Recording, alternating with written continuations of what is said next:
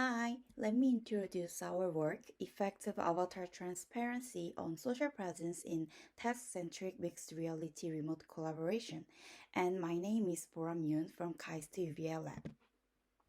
3D remote collaboration systems enable distant users to communicate with each other by interacting with virtual elements to perform various collaborative tasks. For example, in a user-centric situation, users do face-to-face group discussions while focusing on each other, or in more like a task-centric situation, they work together to accomplish the given mission. Among various types of virtual components involved in the collaboration, the representation of partners' avatars, which move with autonomy, plays a crucial role because their presence in the collaboration space can either be helpful or interfere with completing their goal. Even the significance of how avatars are visualized increases in situations where users are required to utilize large amount of information and move actively around the shared space through various types of devices. In such situations like this image, transparent avatars can be one way to resolve potential issues, especially when the main task space and related elements need more attention than the collaborator's avatar. Adjusting transparency levels would be beneficial for reducing distractions, hiding attention-grabbing glitches, avoiding occlusion, and minimizing a crowded feeling. Also, as the shared space becomes visually complex and is perceived in different ways depending on the device setups, manipulating the visibility of avatars could help minimize discrepancies, thereby raising social presence and task performance. Based on that, we set the following research questions. How do avatar transparency and the type of mediation affect social presence, perception, and task load for users during task-centric MR remote collaboration? Also, how do users perceive, interact, and behave with respect to these factors? To answer the questions, we set two experimental factors. The within subject factor avatar transparency was divided into three conditions: non-transparent, which is 0% transparency, semi-transparent, and near-transparent with 85% transparency. And we had two conditions, AR and VR, under the second factor, device type. These four hypotheses are related to avatar transparency. Based on earlier studies, we assumed that the near transparent will be negatively perceived on social presence and task load, and the non-transparent avatar will be higher on perceived action possibility and interpersonal impression in a task-centric MR remote collaboration. The next four are about device type. In a task-centric MR collaboration, we hypothesize that users wearing an AR HMD will have higher social presence and interpersonal impression, but perceived action possibility and task load will be higher for VR HMD users. The study was a 3x2 mixed factorial design, and we considered design rationales to configure the task.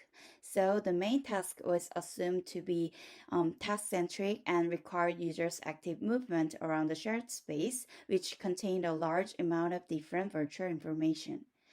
54 participants were recruited and randomly assigned to either AR or VR conditions.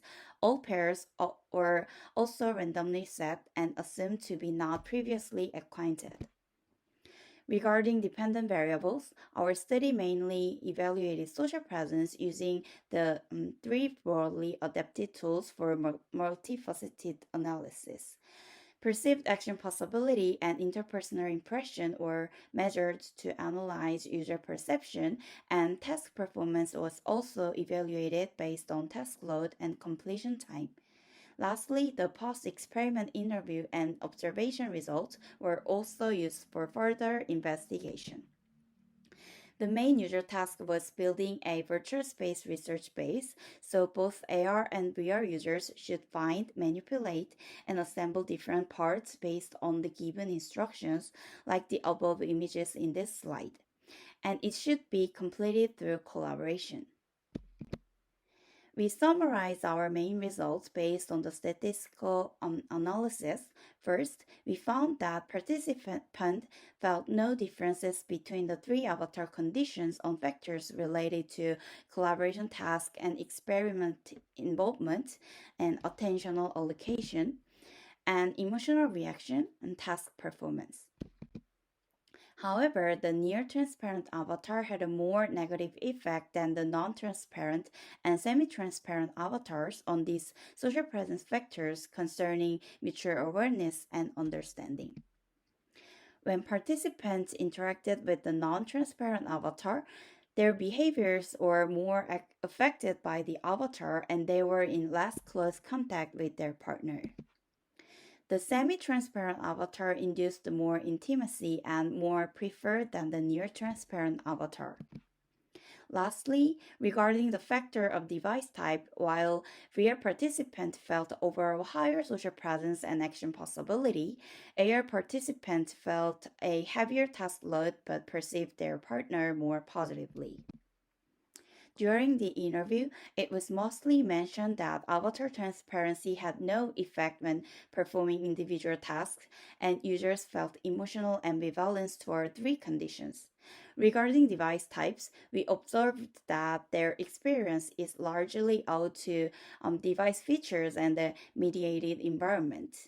The summarized general feedback strongly supported the statistical result and implied meaningful discussion points.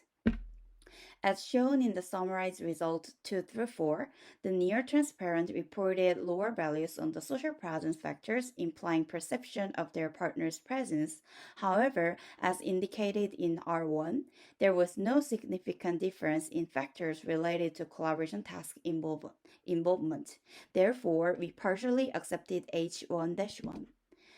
These three hypotheses were rejected because R1 also showed that the perceived action possibility, emotional reaction, and task load during collaboration were not significantly different among the three avatar conditions.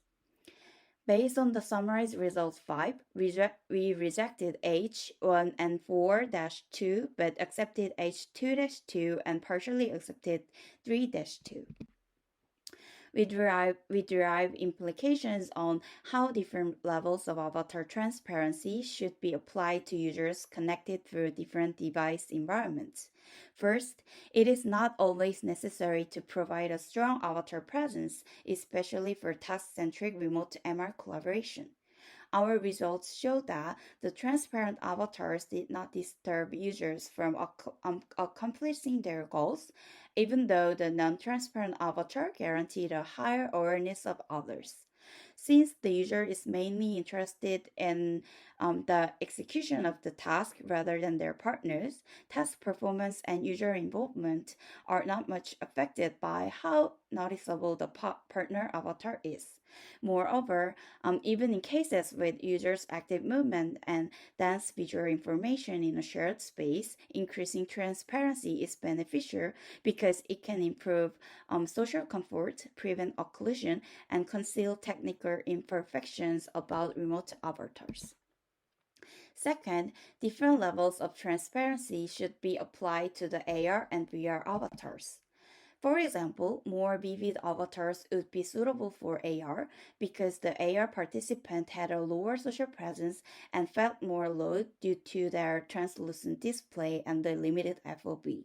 However, more transparent and less intrusive avatars would be beneficial for VR because the VR participants experience frequent occlusion and uncomfortable feelings from non-transparent partners due to the VR HMD's opaque, high-resolution display and wider FOV. In conclusion, applying different transparency levels to avatars in MR remote collaboration should consider the context first, such as collaboration purpose and device settings. If the main focus of the collaboration is inclined toward the task, raising the transparency level may benefit users and save the system cost. At the same time, the display features of each device and the mediated virtual environment should be considered in determining the level of transparency. That's all for my presentation today. Thank you for your attention.